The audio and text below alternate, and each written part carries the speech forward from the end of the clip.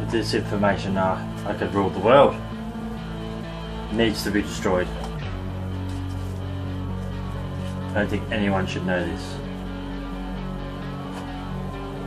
What's this? PSP Home Console Part 2. Stay tuned. Thanks for watching. And I'll meter them all out and make sure that we've got all our continuity across all of them. And I'll be back with you in a minute. Welcome back. Last time we left you at the point where we were going to pin in and pin out our PS2 controller port to interface with the PSP. But before we do any of that, we're going to have to do this, and that's disassemble the PSP and get it ready for you. So let's start at the very start and take it apart step by step and pin it all out so that you at home know how you can do this yourself. I'm going to pre-warn you, you're going to need some fairly decent soldering skills for this part. So if you're not good at soldering, practice up, take your time, and if you stuff something up, use solder whip. Please do not power anything up unless you're 100% sure, because once you short it, it's stuffed.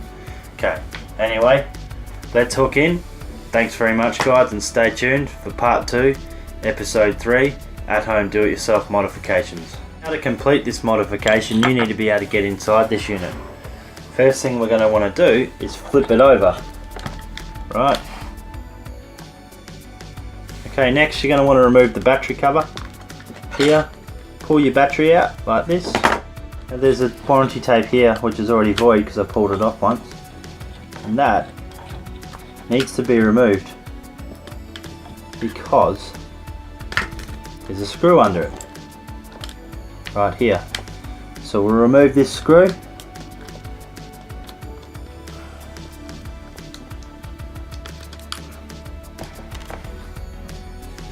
There's one here, remove that. And there's one here and one here, remove those. Okay, now that you've removed all the screws, we flip it over and we take off this screw here. Okay, then pull the screen forward like this. Now, to lift the screen out, you pull up gently like that. Okay, I'll be back in the next part where we get ready for pinning out, and I'll show you where to go from there. First thing we need to do before we go anywhere in this part of it is remove the existing power connection to go into what we had on the first episode, part 1 of it. And we get it out like this, and we cut out this. We actually splice into that and bring it into here. When we bring it into there, this side being the positive side, feeds in there. So now we've got that out the way and we already know our power connections are working, we'll start tapping into harness part 1. So now we're in the PSP and we're going to focus on harnesses now. Before you go anywhere, there's going to be a few types of harnesses you're going to encounter here, right? This particular one here is connected to the UND jaw. So first of all, I'm going to show you how to disconnect one of these. There's a few little tabs each side, right? Start by pushing them out like that, and you should be able to gently remove the ribbon cable like so. Repeat the same order in reverse. The next one you're going to encounter is the types where the little top flips down to hold a compression on the pins. Flick them up. To remove it, it's as simple as dragging it from these two tabs here, and you should be able to just pull it forward like that. Alright, now the reason that they've got different types is due to the pin configuration. Now this one here is a 4-pin, it's as simple as lifting a little latch here. And these have little tabs under the bands and you just pull them out like that. And those are all 3. One of the really big ones here for the screen is a pull-up one like that, and has a white band on it here. And to remove this screen, there's actually 2 attached, or a small one and a big one, and you just generally pull like that and it's out. So they're push-pull connectors. There's no soldering or anything required, but what we will have to do later on in another video is pin into these, right? So anyway, I'll start by breaking down what's inside this and what we've got to do, and then we'll continue to disassemble it. Okay, first thing you're going to want to do is identify what everything is for you at home. So this is your triangle, this is your square, circle, X buttons under this pad. Here is your on and off, and right above here, this little tabbed up one, is your R button, or your right hand shoulder button. You're never actually going to use this harness again, so go ahead and remove it by following the same steps we went through before to remove harnesses, like that, and there's one up the top, and you should just be able to gently peel this off. I've already done it, so it's actually a lot harder than that, but just be very gentle. This, the power switch, we're going to keep. This is going to be a very important part of the mod, so put that aside for now and we'll get back to that at a later stage. But this is one of the things you're going to want to keep off the PSP, and you most probably can't do this mod without it. Right, the next thing you're going to want to do is, remember this piece is here, it's going to be one we pin into. That's going to be for the power, the triangle, square, X, circle and R buttons, but we'll do that at a later point, and we'll wire off every single one of these pins. You're going to want to have this one disconnected as it's attaching to your UMG drawer, and when we start disassembling further, this is going to be a crucial part which actually gets removed from the system and put in a different location, but still pins up to this. Right, next of all, we're going to go into the D-pad and the left hand shoulder button, which is controlled by this little ribbon cable here. So start by flicking it down, flicking it up to get it out, and just gently pull on it and see it's removed. Okay, I'll be back, but what I'm going to show you next is we have to remove this section before we can get into here. Okay, so we'll get into that next. Next thing we're going to need to do is remove this part, which contains your home button, your volume control, your display output, music menu, start and select buttons. But for this modification, we're only going to be actually using the home button, the display output, so we can have a component output, a select and a start button. Now to get further into this, for what we want to look at next, the D-pad, we have to remove this section here. So remove this little harness first of all, like I've just done by popping up the clip as I showed you before. To open this, you actually need to remove the memory card. So push in on it and remove it. Without doing that, you can't actually remove the whole bracket. Now you've removed this screw, start by prying up this silver section here. It should just come straight off. Okay? Now, you should just be able to freely remove this. Okay? And this should just come straight off too. You won't be able to remove this section without the memory card out of circuit. Right, so now what we've got here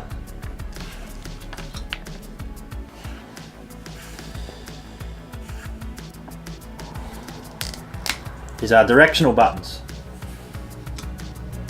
Up, down, left, right, and the left shoulder button right here. All pinned out through this harness into this little one here, right? Now you're going to use that later on again for pinning out too, but we won't be doing that today. I'm just getting this apart for you, ready to show you and prep to do the next section. So if you've been paying attention, we're up to 4 harnesses.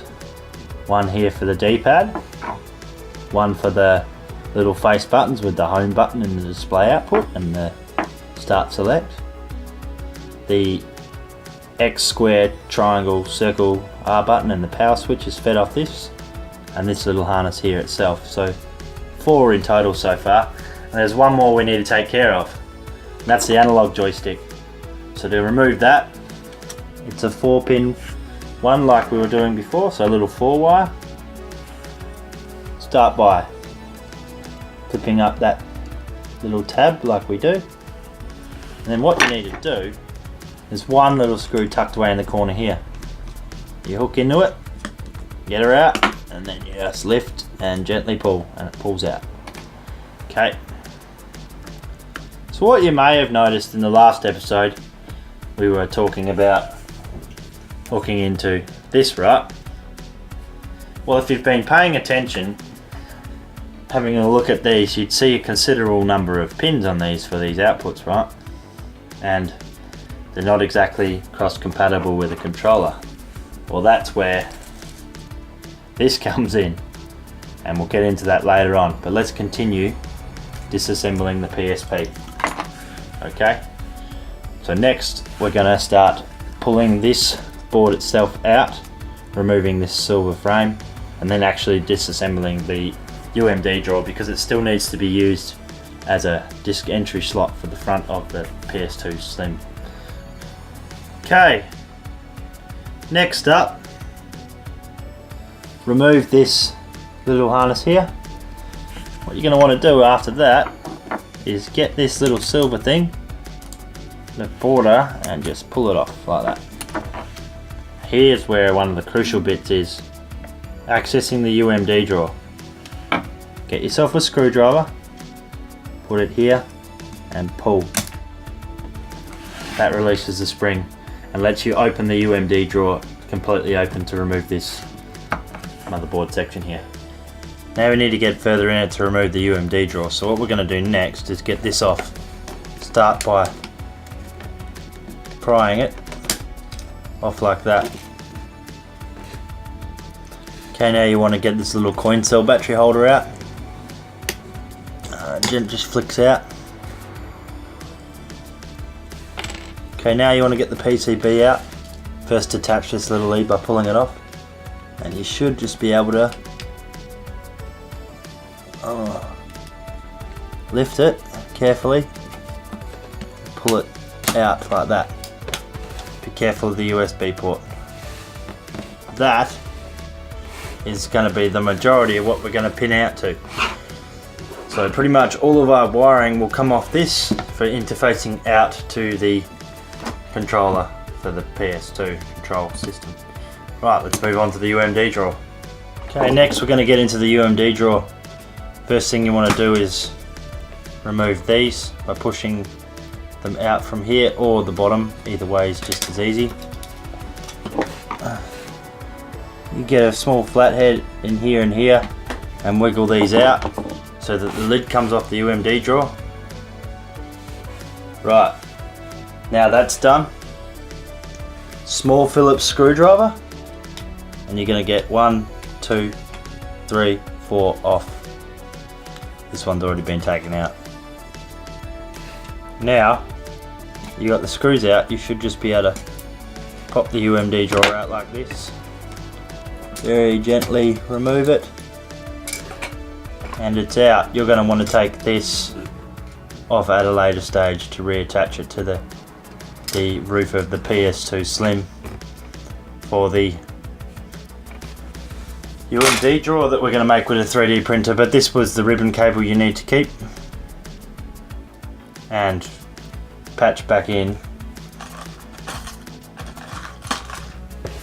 to this PC board here, and that's the only actual linkage you need, which we're not going to wire in and out because we can't physically pin out wires off this because it goes straight into the laser itself. So, oh, and sorry, there's a little one here for the drive motor which goes in down here. Okay, well, next time we're going to pin all this out and have it all soldered in. This will be done under a microscope, so we'll have a look next time. Thanks for stopping by, guys, and I'll get straight into part 3 and making the controller for you. Hey guys, Jared from Avalanche Reviews here. If you're looking to have your retro game modification questions answered right here on an episode of Retro Revolutions, and you want to get that exact mod sent to you, email Jared at retrorevolutionsdesigns@gmail.com to be part of an episode just like this.